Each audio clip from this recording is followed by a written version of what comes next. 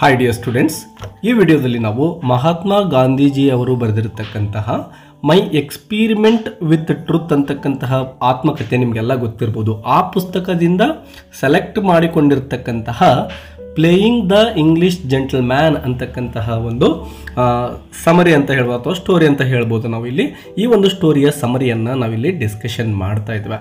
ನೋಡಿ, ನಮ್ಮ ಗಾಂಧೀಜಿಯವರು ತಮ್ಮ ಆತ್ಮಕಥೆಯಾಗಿರ್ತಕ್ಕಂತಹ ಮೈ ಎಕ್ಸ್ಪೀರಿಮೆಂಟ್ ವಿತ್ ಟ್ರುತ್ ಅಂತಕ್ಕಂಥದ್ರಲ್ಲಿ ತಮ್ಮ ಜೀವನದ ಅನೇಕ ಘಟನೆಗಳನ್ನು ವಿವರಿಸ್ತಾ ಹೋಗ್ತಾರೆ.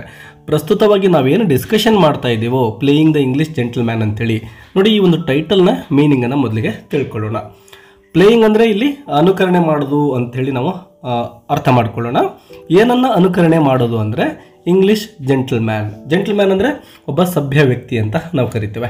ಸೊ ನಮ್ಮ ಗಾಂಧೀಜಿಯವರು ಇಂಗ್ಲೆಂಡಲ್ಲಿ ಇದ್ದಂತಹ ಸಂದರ್ಭದಲ್ಲಿ ಅವರು ಜನಗಳು ಯಾವ ರೀತಿ ವಾಸ ಮಾಡ್ತಾ ಇದ್ರು, ಅವರ ನಡೆನುಡಿಗಳು ಯಾವ ರೀತಿ ಇದ್ವೋ ಇಂಗ್ಲೆಂಡ್ನಲ್ಲಿ, ಅದನ್ನು ಅನುಕರಣೆ ಮಾಡಲಿಕ್ಕೆ ಕೆಲವಷ್ಟು ದಿವಸ ಪ್ರಯತ್ನವನ್ನು ಮಾಡ್ತಾರೆ ಅನಿವಾರ್ಯವಾಗಿ. ಸೊ ಅದರ ಅನುಭವಗಳನ್ನು ಈ ಒಂದು ಪ್ರಸ್ತುತವಾಗಿರ್ತಕ್ಕಂತಹ ಚಾಪ್ಟರಲ್ಲಿ ಅವರು ಡಿಸ್ಕಷನ್ ಮಾಡ್ತಾ ಹೋಗ್ತಾರೆ. ಇದರ ಸಿಂಪಲ್ ಸಮರಿಯನ್ನು ನಾವೀಗ ಡಿಸ್ಕಷನ್ ಮಾಡ್ತಾ ಹೋಗೋಣ. ವಿದ್ಯಾರ್ಥಿಗಳೇ, ಎಲ್ಲ ಪಾಯಿಂಟ್ಸ್ಗಳನ್ನು ನಿಮ್ಮ ನೋಟ್ಸಲ್ಲಿ ನೀವು ಪಾಯಿಂಟ್ ಮಾಡಿಕೊಂಡ್ರೆ ನಿಮ್ಮ ಎಕ್ಸಾಮ್ ದೃಷ್ಟಿಯಿಂದ ತುಂಬಾ ಹೆಲ್ಪ್ಫುಲ್ ಆಗುತ್ತೆ ವಿದ್ಯಾರ್ಥಿಗಳೇ. ಅದ್ರ ಜೊತೆಗೆ ನಿಮ್ಮ ಫ್ರೆಂಡ್ಸ್ಗೂ ಕೂಡ ಈ ಒಂದು ವಿಡಿಯೋವನ್ನು ಶೇರ್ ಮಾಡಿ, ವಿಡಿಯೋಗೆ ಲೈಕ್ ಕೊಡೋದನ್ನು ಮರಿಬೇಡಿ. ಫಸ್ಟ್ ಪಾಯಿಂಟನ್ನು ನೋಡಿ.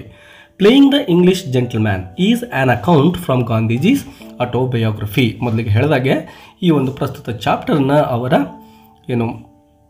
Story of my experiment with truth ಅಂತಕ್ಕಂತಹ ಆತ್ಮಕಥೆ ಇದೇನೋ ಅಲ್ಲಿಂದ ಆಯ್ದುಕೊಳ್ಳಲಾಗಿದೆ. Detailing his attempts to assimilate into English society while studying in London. ನಮ್ಮ ಗಾಂಧೀಜಿಯವರು ಇಂಗ್ಲೆಂಡಲ್ಲಿ ಸ್ಟಡಿ ಮಾಡ್ತಾ ಇರ್ತಾರೆ. ಲಂಡನ್ ಅಂತಕ್ಕಂತಹ ನಗರದಲ್ಲಿ ಅವರು ಸ್ಟಡಿ ಮಾಡ್ತಾ ಇರ್ತಾರೆ. ಲಾ ಅಥವಾ ಕಾನೂನನ್ನು ಓದಲಿಕ್ಕೆ ಹೋಗಿರ್ತಾರೆ. ಅಲ್ಲಿದ್ದಂತಹ ಸಂದರ್ಭದಲ್ಲಿ ಅಸಿಮಿಲೇಟ್ ಅಂದರೆ ಇಲ್ಲಿ ನಾವು ಅಡಾಪ್ಟ್ ಅಂತ ಅನ್ಕೋಬಹುದು. ಅಂದರೆ ಅಲ್ಲಿರ್ತಕ್ಕಂತಹ ಒಂದು ಸಂಸ್ಕೃತಿಯನ್ನು, ಜನಗಳ ಆಚಾರ ವಿಚಾರಗಳನ್ನು ತಮ್ಮ ಜೀವನದಲ್ಲೂ ಕೂಡ ಅನುಕರಣೆ ಮಾಡಲಿಕ್ಕೆ ಪ್ರಯತ್ನವನ್ನು ಮಾಡ್ತಾರೆ. He initially tries to adopt the mannerisms and habits of an English gentleman. ಆರಂಭದಲ್ಲಿ ಅವ್ರೇನು ಮಾಡ್ತಾರೆ, ಆ ಒಂದು ಇಂಗ್ಲಿಷ್ ಜನಗಳು ಯಾವ ರೀತಿ ಅವರ ಮ್ಯಾನರಿಸಮ್ ಇತ್ತೋ, ಅವರ ನಡೆನುಡಿಗಳಿದ್ವೋ ಅದನ್ನು ಅನುಕರಣೆ ಮಾಡಲಿಕ್ಕೆ ಟ್ರೈ ಮಾಡ್ತಾರೆ. ಹ್ಯಾಬಿಟ್ಸ್ ಅಂದರೆ ಅವರು ಯಾವ ರೀತಿಯ ಹವ್ಯಾಸಗಳನ್ನು ಬೆಳೆಸ್ಕೊಂಡಿರ್ತಾರೋ ಆ ಹವ್ಯಾಸಗಳನ್ನು ತಮ್ಮ ಒಂದು ಜೀವನದಲ್ಲೂ ಅಳವಡಿಸ್ಕೊಳ್ತಕ್ಕಂತಹ ಪ್ರಯತ್ನಕ್ಕೆ ಅವರು ಆರಂಭದಲ್ಲಿ ತೊಡಗ್ತಾರೆ. Including buying new clothes. ನೋಡಿ, ಆ ಒಂದು ಹ್ಯಾಬಿಟ್ಸ್ ಯಾವ್ಯಾವಪ್ಪ ಅಂದರೆ ನ್ಯೂ ಕ್ಲಾತ್ಸ್, ಹೊಸ ಬಟ್ಟೆಗಳನ್ನು, ಅಂದರೆ ಅಲ್ಲೇನು ಜನಗಳು ಧರಿಸ್ತಾ ಇದ್ರಲ್ವ ಅಂಥ ಬಟ್ಟೆಗಳನ್ನು ಪರ್ಚೇಸ್ ಮಾಡಿ ಧರಿಸ್ತಕ್ಕಂಥದ್ದು ಇರ್ಬೋದು. ಟೇಕಿಂಗ್ ಡ್ಯಾನ್ಸಿಂಗ್ ಅಂದರೆ ಡ್ಯಾನ್ಸಿಂಗ್ ಕ್ಲಾಸಸ್ಸನ್ನು ಪ್ರಾಕ್ಟೀಸ್ ಮಾಡೋದಿರ್ಬೋದು. ವಯಲಿನ್ ಲೆಸನ್ಸ್ ಅಂದರೆ ಮ್ಯೂಸಿಕನ್ನು ಕೂಡ ವಯಲಿನ್ ಲೆಸನ್ಸನ್ನು ಕೂಡ ಅವರು ತೆಗೆದುಕೊಳ್ತಾರೆ. ಆ್ಯಂಡ್ ಫೋಕಸಿಂಗ್ ಆನ್ ಎಲೋಕ್ಯೂಷನ್ ಅಂದರೆ ಮಾತುಗಾರಿಕೆ ಅಂತೇಳಿ, ಅಂದರೆ ಆ ಜನಗಳು ಯಾವ ರೀತಿ ಮಾತನಾಡ್ತಾರಲ್ವ, ಆ ಒಂದು ಇಂಗ್ಲಿಷ್ ಆಕ್ಸೆಂಟ್ ಇರುತ್ತಲ್ವ, ಪ್ರೊನೌನ್ಸಿಯೇಷನ್ ಇರುತ್ತಲ್ವ, ಅವೆಲ್ಲವನ್ನು ಕಲಿತು ಅದೇ ರೀತಿ ಮಾತನಾಡ್ತಕ್ಕಂತಹ ಪ್ರಯತ್ನದಲ್ಲಿ ಗಾಂಧೀಜಿಯವರು ತೊಡಗಿರ್ತಾರೆ.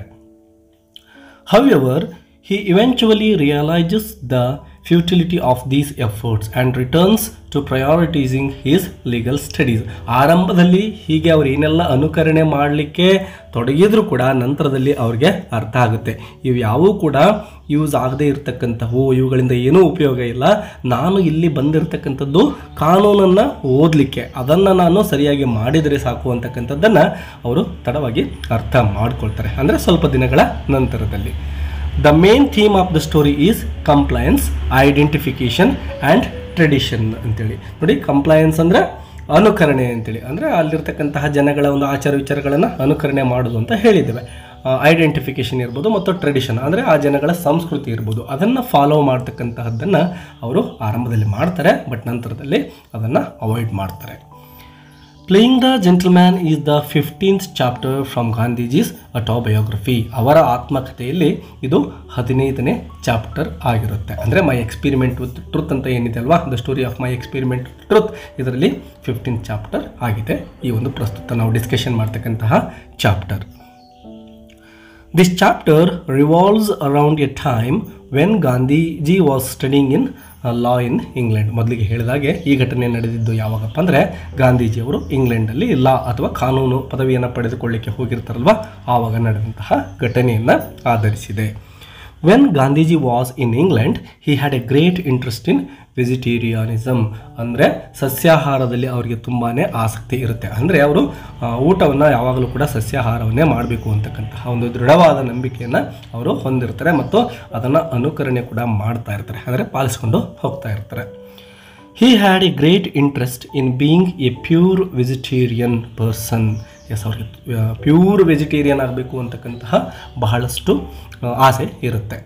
Gandhiji read 3 books about ವೆಜಿಟೇರಿಯಾನಿಸಮ್.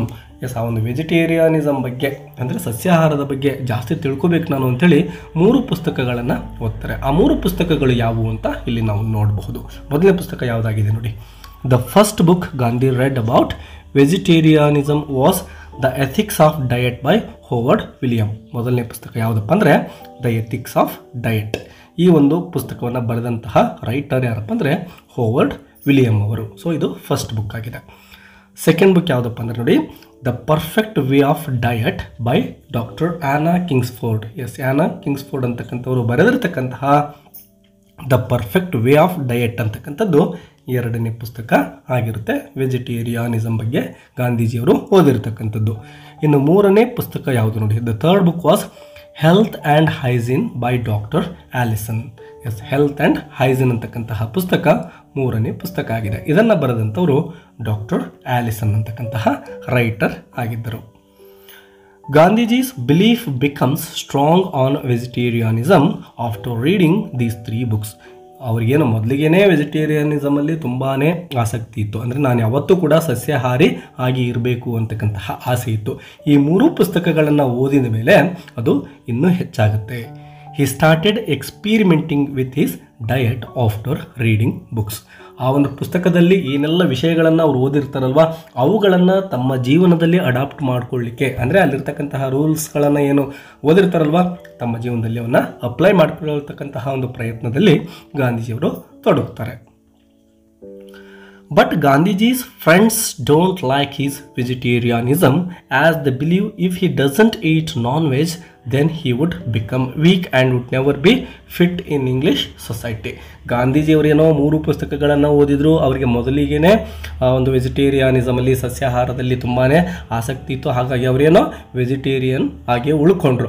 ಆದರೆ ಇವರ ಜೊತೆ ಏನು ಓದ್ತಾ ಇದ್ರಲ್ವ, ಅದೇ ಕಾಲೇಜಿನಲ್ಲಿ ಲಾಯನ್ನು ಓದ್ತಾ ಇದ್ರು, ಇವರ ಫ್ರೆಂಡ್ಸ್ ಏನಿದ್ರು ಯಾವಾಗಲೂ ಇವ್ರ ಜೊತೆ ಇರ್ತಾ ಇದ್ರಲ್ವ, ಅವ್ರಿಗೆ ಗಾಂಧೀಜಿಯವರು ವೆಜಿಟೇರಿಯನ್ ಆಗಿರ್ತಕ್ಕಂಥದ್ದು ಇಷ್ಟ ಆಗಲಿಲ್ಲ. ಯಾಕೆಂದರೆ ಆ ಒಂದು ಫ್ರೆಂಡ್ಸ್ ಪ್ರಕಾರ ನೋಡಿ, if he doesn't eat non veg, ಒಂದು ವೇಳೆ ನಾನ್ ವೆಜ್ಜನ್ನು ತಿಂದೇ ಇದ್ದರೆ he would become weak. Gandhiji ಏನಾಗ್ಬಿಡ್ತಾರೆ, ತುಂಬ ವೀಕ್ ಆಗಿಬಿಡ್ತಾರೆ. ಅವರು ನಾನ್ ವೆಜ್ ತಿಂದರೆ ಮಾತ್ರ ಸ್ಟ್ರಾಂಗ್ ಆಗ್ತಾರೆ ಅಂತಕ್ಕಂತಹದ್ದನ್ನು ಅವರು ನಂಬ್ತಾರೆ. And would never be fit in English society.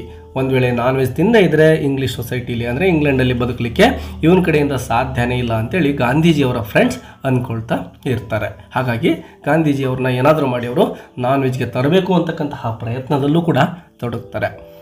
Gandhi can't be fit in English society as he is a vegetarian while English people like to eat non veg. ಯಾವುದೇ ಕಾರಣಕ್ಕೂ English ಸೊಸೈಟಿಗೆ Gandhiji fit ಆಗೋದಿಲ್ಲ. ಯಾಕೆಂದರೆ ಇಂಗ್ಲೆಂಡ್ನಲ್ಲಿರ್ತಕ್ಕಂತಹ ಎಲ್ಲ ಜನಗಳು ಕೂಡ ನಾನ್ ವೆಜ್ಜನ್ನು ತಿಂದೇ ತಿಂತಾರೆ. ಆ ಕಾರಣದಿಂದ ಗಾಂಧೀಜಿಯವರು ಫಿಟ್ ಆಗೋದಿಲ್ಲ ಅನ್ನೋದು ಆ ಒಂದು ಫ್ರೆಂಡ್ಸ್ ಅವರ ಅಭಿಪ್ರಾಯ ಆಗಿರುತ್ತೆ. Gandhiji's friends made a plan to feed non veg. ಒಂದು ಪ್ಲ್ಯಾನ್ ಮಾಡ್ಕೊಳ್ತಾರೆ ಅವರೆಲ್ಲರೂ ಸೇರಿಕೊಂಡು. ಏನು ಮಾಡ್ತಾರೆ ನೋಡಿ, they asked Gandhiji to come to the theatre with them. Yes, ಯಾವುದೋ ಒಂದು ಮೂವಿ ನೋಡಲಿಕ್ಕೆ ಥಿಯೇಟ್ರಿಗೆ ಹೋಗೋಣ ಅಥವಾ ಡ್ರಾಮಾ ನೋಡಲಿಕ್ಕೆ ಥಿಯೇಟ್ರಿಗೆ ಹೋಗೋಣ ಎಲ್ಲರೂ ಅಂಥೇಳಿ ಒಂದು ಪ್ಲ್ಯಾನನ್ನು ಮಾಡ್ಕೊಳ್ತಾರೆ. ಹೀಗೆ ಕರೆದುಕೊಂಡು ಹೋಗ್ತಕ್ಕಂಥ ಸಂದರ್ಭದಲ್ಲಿ ಏನಾದರೂ ಮಾಡಿ ಇವನಿಗೆ ನಾನ್ ವೆಜ್ಜನ್ನು ತಿನ್ನಿಸ್ಬೇಕು ಅಂತಕ್ಕಂಥದ್ದು ಅವರ ಒಂದು ಇಚ್ಛೆ ಆಗಿರುತ್ತೆ. But before going to theatre they went to Holborn restaurant. Yes, ಒಂದು ಹೋಲ್ಬಾರ್ನ್ ಅಂತಕ್ಕಂತಹ ಒಂದು ರೆಸ್ಟೋರೆಂಟ್ ಇರುತ್ತೆ. ಅದು ನಾನ್ ವೆಜ್ ಅಥವಾ ಮಾಂಸಾಹಾರಿ ಒಂದು ರೆಸ್ಟೋರೆಂಟ್ ಆಗಿರುತ್ತೆ. ಅಲ್ಲಿಗೆ ಗಾಂಧೀಜಿಯವರನ್ನು ಆ ಫ್ರೆಂಡ್ಸ್ ಕರೆದುಕೊಂಡು ಹೋಗ್ತಾರೆ. ಅಲ್ಲಿ ಅವರನ್ನು ನಾನ್ ವೆಜ್ ತಿನ್ನೋ ಹಾಗೆ ಮಾಡ್ತಕ್ಕಂಥದ್ದು ಅವರ ಒಂದು ಇಂಟೆನ್ಷನ್ ಆಗಿರುತ್ತೆ. They ordered soup in Holborn restaurant. Yes, ಆ ಒಂದು ರೆಸ್ಟೋರೆಂಟಲ್ಲಿ ಸೂಪನ್ನು ಆರ್ಡರ್ ಮಾಡ್ತಾರೆ. And as the soup comes to their table Gandhiji starts thinking whether it is vegetarian or non vegetarian. Soup ಏನೋ ಆರ್ಡ್ರ್ ಮಾಡ್ತಾರೆ ಎಲ್ಲ ಫ್ರೆಂಡ್ಸು. ಸೂಪ್ ಬಂದು ಟೇಬಲ್ ಮೇಲೆ ರೆಸ್ಟೋರೆಂಟಲ್ಲಿ ತಂದು ಇಡ್ತಾರೆ. ಆಗ ಗಾಂಧೀಜಿಯವರಿಗೆ ಒಂದು ಡೌಟ್ ಕಾಡ್ತಾ ಇರುತ್ತೆ, ಅಲ್ಲಿ ತಂದು ಇಟ್ಟಿರ್ತಕ್ಕಂತಹ ಸೂಪ್ ವೆಜಿಟೇರಿಯನ್ನೋ ಅಥವಾ ನಾನ್ ವೆಜಿಟೇರಿಯನ್ನೋ. ಸೊ ಆ ಒಂದು ಸಂಶಯ ಅವರ ಮನಸ್ಸಲ್ಲಿ ಇದೆ. ಈಗ Gandhiji doesn't ask his friends about soup. ತಮ್ಮ ಫ್ರೆಂಡ್ಸ್ ಏನಿರ್ತಾರೋ ಅವ್ರನ್ನ ಕೇಳೋದಿಲ್ಲ, ಇದು ವೆಜ್ ಅಥವಾ ನಾನ್ ವೆಜ್ ಅಂತ ಡೈರೆಕ್ಟಾಗಿ ಕೇಳೋದಿಲ್ಲ. He directly calls the waiter but his friend interrupts him. ಅಲ್ಲಿ ಏನು ವೇಟರ್ ಇರ್ತಾರಲ್ವ ಹೋಟೆಲಲ್ಲಿ, ಅವರನ್ನು ಕರೀತಾರೆ ಗಾಂಧೀಜಿಯವರು. ಯಾಕೆಂದರೆ ಇದು ವೆಜ್ ಅಥವಾ ನಾನ್ ವೆಜ್ ಅಂತ ಕೇಳಿ ಕ್ಲಾರಿಫೈ ಮಾಡ್ಕೋಬೇಕಾಗಿತ್ತು. ಆದರೆ ಇವರ ಫ್ರೆಂಡ್ಸ್ ಏನಿದ್ರು ಅದರಲ್ಲಿ ಒಬ್ಬ ಫ್ರೆಂಡ್ ಏನು ಮಾಡ್ತಾನೆ, ಕೇಳಲಿಕ್ಕೆ ಬಿಡೋದೇ ಇಲ್ಲ. ಇಂಟರಪ್ಟ್ ಅಂದರೆ ಮಧ್ಯ ಪ್ರವೇಶಿಸೋದು, ಅಂದರೆ ಗಾಂಧೀಜಿಯವ್ರನ್ನ ಮಾತನಾಡಲಿಕ್ಕೆ ಬಿಡಲಿಲ್ಲ ಆ ವೇಟರ್ ಜೊತೆ. So Gandhiji asked his friend about soup. ಹಾಗಾಗಿ ಗಾಂಧೀಜಿ ಏನು ಮಾಡ್ತಾರೆ, ಇದು ವೆಜ್ಜಾ ಅಥವಾ ನಾನ್ ವೆಜ್ಜಾ ಹೇಳು ಅಂತ ತಮ್ಮ ಫ್ರೆಂಡನ್ನೇ ಕೇಳ್ತಾರೆ, whether it is veg or non veg. On this Gandhiji's friends get angry. ಅವರ ಫ್ರೆಂಡ್ಸ್ ಏನಿದ್ರು ಅವರೆಲ್ಲರೂ ಗಾಂಧೀಜಿ ಮೇಲೆ ಕೋಪ ಮಾಡ್ಕೊಂಡ್ಬಿಡ್ತಾರೆ. And ask him to sit at another table. ನೀನು ಇಲ್ಲಿ ಕೂತ್ಕೊಳ್ಳೋದು ಬೇಡ, ಬೇರೆ ಟೇಬಲ್ಗೆ ಹೋಗಿ ಕೂತ್ಕೊಂಡ್ಬಿಡು, ನಮ್ಮ ಜೊತೆ ಕೂರೋದು ಬೇಡ ಅಂಥೇಳಿ ತುಂಬ ಕೋಪದಿಂದನೇ ಇವರ ಫ್ರೆಂಡ್ಸ್ ಗಾಂಧೀಜಿಯವ್ರಿಗೆ ಹೇಳ್ತಾರೆ. Gandhiji did not mind about it. ಗಾಂಧೀಜಿಯವ್ರೇನು ಅದಕ್ಕೆ ಬೇಸರ ಮಾಡ್ಕೊಳ್ಳೋದಿಲ್ಲ.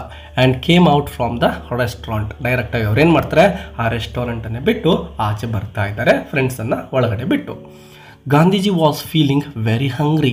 There was one vegetarian restaurant but it was closed. ಗಾಂಧಿಯವರಿಗೆ ತುಂಬ ಹಸಿವಾಗಿರುತ್ತೆ, ಏನಾದರೂ ತಿನ್ನಬೇಕು ಅಂತಕ್ಕಂತಹ ಒಂದು ತವಕ ಇರುತ್ತೆ. ಆದರೆ ಏನು ಮಾಡೋದು, ಅಲ್ಲೆಲ್ಲೂ ಕೂಡ ವೆಜಿಟೇರಿಯನ್ ರೆಸ್ಟೋರೆಂಟ್ ಇವ್ರಿಗೆ ಕಾಣಿಸ್ತಾ ಇಲ್ಲ. ಕೇವಲ ಇದ್ದಿದ್ದು ಒಂದೇ ಒಂದು ವೆಜಿಟೇರಿಯನ್ ರೆಸ್ಟೋರೆಂಟ್ ಅಲ್ಲಿ ಇರುತ್ತೆ, ಆದರೆ ಅದು ಕ್ಲೋಸ್ ಆಗಿ ಹೋಗಿರುತ್ತೆ. ಅವತ್ತಿನ ದಿನ ಅದು ತೆರೆದಿರೋದಿಲ್ಲ.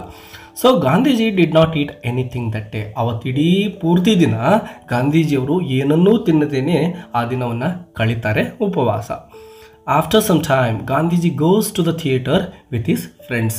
ಆ ಫ್ರೆಂಡ್ಸ್ ಏನು ಒಳಗಡೆ ಇದ್ರಲ್ವ, ಅವರೆಲ್ಲರೂ ಕೂಡ ತಿಂದ್ಕೊಂಡು ಆಚೆ ಬಂದಮೇಲೆ ಫ್ರೆಂಡ್ಸ್ ಜೊತೆ ಇವರು ಥಿಯೇಟ್ರಿಗೆ ಹೋಗ್ತಾರೆ, ಏನನ್ನು ತಿಂದೇನೆ. After this incident Gandhiji decided he would try to be an English gentlemen. ನಾನು ಏನಾದರೂ ಮಾಡಿ ಒಬ್ಬ ಇಂಗ್ಲೀಷ್ ಜೆಂಟಲ್ಮೆನ್ ಥರ, ಒಬ್ಬ ಸಭ್ಯಸ್ಥನ ಥರ, ಇಂಗ್ಲೀಷ್ ನಾಗರಿಕರು ಯಾವ ರೀತಿ ಇರ್ತಾರೋ ಆ ರೀತಿ ನಾನು ಕಾಣಿಸ್ಕೋಬೇಕು ಏನಾದರೂ ಮಾಡಿ ಅಂಥೇಳಿ ಈ ಒಂದು ಇನ್ಸಿಡೆಂಟ್ ಆದಮೇಲೆ ಅವರು ಅಂದ್ಕೊಳ್ತಾರೆ ಗಾಂಧೀಜಿಯವರು. He thinks it is not necessary to eat non veg to be an English gentlemen. ಕೇವಲ ನಾನ್ ವೆಜ್ಜನ್ನು ತಿಂದರೆ ಮಾತ್ರ ಒಬ್ಬ ಇಂಗ್ಲೀಷ್ ಸಭ್ಯಸ್ಥ ಆಗೋದಿಲ್ಲ, ಬಟ್ ಬಟ್ಟೆ ಹಾಕೋದಿರ್ಬೋದು, ಮಾತನಾಡ್ತಕ್ಕಂಥ ಸ್ಟೈಲ್ ಇರ್ಬೋದು, ಬೇರೆ ವಿಚಾರಗಳನ್ನು ನಾನು ಅಡಾಪ್ಟ್ ಮಾಡ್ಕೊಳ್ತೇನೆ, ತಿನ್ನೋದು ಮಾತ್ರ ವೆಜಿಟೇರಿಯನ್ ಆಗೇ ಇರ್ತೇನೆ ಅಂತೇಳಿ ಅವರು ಡಿಸೈಡ್ ಮಾಡ್ತಾರೆ. There are many other things which I can do to be an English gentlemen. Thereafter Gandhi bought dresses which English people wear. Yes, English dresses ಅಂದರೆ ಜನಗಳು ಯಾವ ರೀತಿ ಡ್ರೆಸ್ಸುಗಳನ್ನು ಧರಿಸ್ತಾ ಇದ್ರಲ್ವ ಇಂಗ್ಲೆಂಡ್ನಲ್ಲಿ, ಅಂತಹ ಬಟ್ಟೆಗಳನ್ನು ಇವರು ಪರ್ಚೇಸ್ ಮಾಡ್ಕೊಳ್ತಾರೆ. ಈ ಪರ್ಚೇಸ್ಡ್ ಬ್ಲೇಸರನ್ನು ಕೂಡ ಅವರು ಪರ್ಚೇಸ್ ಮಾಡ್ಕೊಳ್ತಾರೆ, ಅಂದರೆ ಮೇಲ್ಗಡೆ ಹಾಕ್ಕೊಳ್ಳಿಕ್ಕೆ ಟೈಯನ್ನು ಕೂಡ ಪರ್ಚೇಸ್ ಮಾಡ್ತಾರೆ. ಮತ್ತು had to look like an English gentleman. ಏನಾದರೂ ಮಾಡಿ ನಾನು ಇಂಗ್ಲೀಷ್ ಜೆಂಟಲ್ಮೆನ್ ಥರ, ಸಭ್ಯಸ್ಥನ ಥರ ಕಾಣಬೇಕು ಅಂತಕ್ಕಂತಹ ಪ್ರಯತ್ನದಲ್ಲಿ ಅವರು ತೊಡಗ್ತಾ ಇದ್ದಾರೆ. To look like an Englishman, it is not enough to wear English dresses. So he started taking French lessons. ಕೇವಲ ಬಟ್ಟೆಗಳನ್ನು ಹಾಕೋದ್ರಿಂದಾನು ಈಗ ನಾನು ಇಂಗ್ಲೀಷ್ ಜೆಂಟಲ್ಮೆನ್ ಥರ ಕಾಣೋದಿಲ್ಲ. ಅದರ ಜೊತೆಗೆ ನಾನು ಏನು ಮಾಡಬೇಕು ಅಂದರೆ ಮಾತನಾಡ್ತಕ್ಕಂತಹ ಸ್ಟೈಲನ್ನು ಕೂಡ ಚೇಂಜ್ ಮಾಡ್ಕೋಬೇಕು ಮತ್ತು ಬೇರೆ ಬೇರೆ ಭಾಷೆಗಳನ್ನು ಕಲಿಬೇಕು ಅಂಥೇಳಿ ಇವರು ಫ್ರೆಂಚ್ ಲೆಸನ್ಸನ್ನು ಕೂಡ ತೆಗೆದುಕೊಳ್ಳಿಕ್ಕೆ ಸೇರಿಕೊಳ್ತಾರೆ. He starts learning and playing piano and violin. Piano ಇರ್ಬೋದು, ವಯಲಿನ್ ಇರ್ಬೋದು, ಇವುಗಳನ್ನು ಕೂಡ ಅಂದರೆ ಮ್ಯೂಸಿಕನ್ನು ಕೂಡ ಕಲಿತಕ್ಕಂತಹ ಪ್ರಯತ್ನದಲ್ಲಿ ಗಾಂಧೀಜಿಯವರು ತೊಡಗುತ್ತಾರೆ.